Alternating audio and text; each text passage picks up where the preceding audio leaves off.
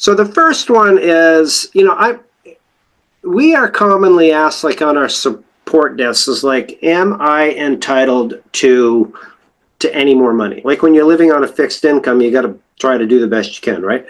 So there's errors in calculations possibility, I guess is what I could say, where it is possible that you're not receiving the correct amount.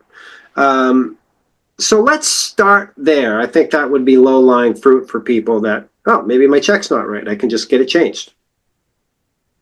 Yeah, the number one thing, as I tell people, that in the old days when I used to take Social Security, retirement claims, disability claims, everything, it was in office, and the person would come into the office, and we take the application at that time, and we print off what's called a CQUE. It's a summary of earnings query. It's basically what you can get online when you go to SSA.gov. So I highly recommend everybody go on to SSA.gov, set up a My Social Security account, and your earnings are in there, because Social Security determines how much you're going to make for the rest of your life based on how much you paid into Social Security. So if that is incorrect, you're going to get the incorrect check for the rest of your life, including any spouses or divorced spouses or children or anything like that. So it's imperative that you check young people as well, because if for some reason it's not in there correctly in your 30s or 40s, and then you don't find it until you're 62 years old about to file, then it's very difficult to fix.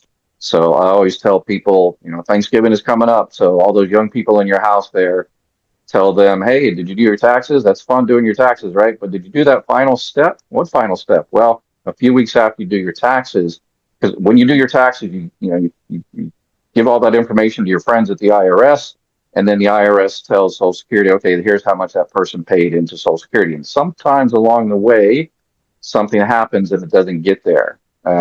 So it's imperative a few weeks after you do your taxes, you go into your Social Security account and make sure your earnings for the previous year made it. If it didn't, then you need to figure out what's going on. Usually it's just a typo. They transpose your Social Security number 1-2 instead of 2-1, or whatever the case may be. So that's probably one of the biggest things, just incorrect earnings record. And a lot of people think, well, the last couple of years of my earnings are okay, and that's what they base it on. No, Social Security, and particularly for retirement, survivors, spouse benefits, sometimes disability, they base it on your high 35 years of earnings, and they index it for inflation. So, you say, well, that $12,000 back in 1975 when I was scooping ice cream is not a big deal. No, that $12,000 in 1975 might be worth $80,000 today once they index it for inflation. So it's important to check that every single year.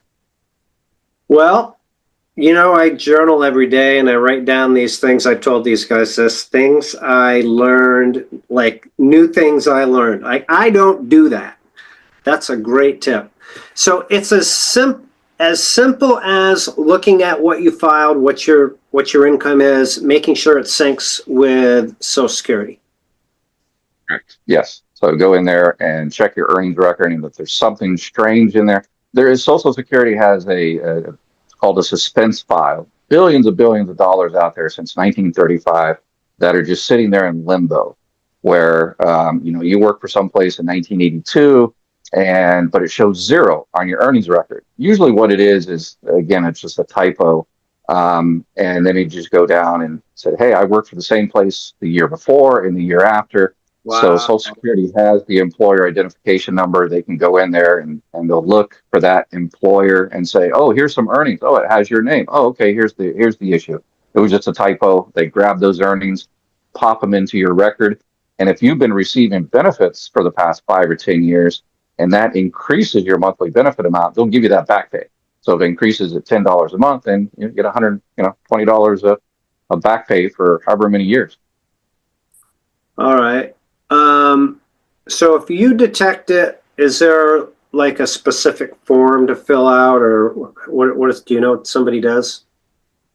Yeah, if you detect that, you just reach out to Social Security and try the suspense file method first to see if it's just, in that suspense limbo file. If not, then you'll have to provide, documentation that you paid into it. A lot of people that work 1099, they say, hey, I worked that year. I made a lot of money that year, but, they worked 1099. They didn't file their taxes. They did it incorrectly. A lot of people that have A husband and wife have a business together. Accountants mess this up all the time. The accountants know taxes, but they don't know Social Security, so they divide the money from the taxes, from the profit from the business, but then they put all the Social Security FICA on the husband or the wife, and the other person has zero for that year. That's fine if you're 100% for sure you're going to stay married for the rest of your life. But if something happens later, and then you go out into the world, you have no Social Security coming because you didn't pay into it. Got it. Any idea what the percentage of this is? This like a 2%, 1%? Any idea on that, Ed? Like how often this happens? We used to get to people in my office pretty much every day wanting to correct their earnings record. And Social Security, there is this weird arbitrary, you can only go back 3 years, 3 months, and 3 days to correct those in some situation. But as one of the reasons I do my live Q&A all the time is with any government bureaucracy, and particularly Social Security, there's exceptions to exceptions to exceptions, over 20,000 pages of policy.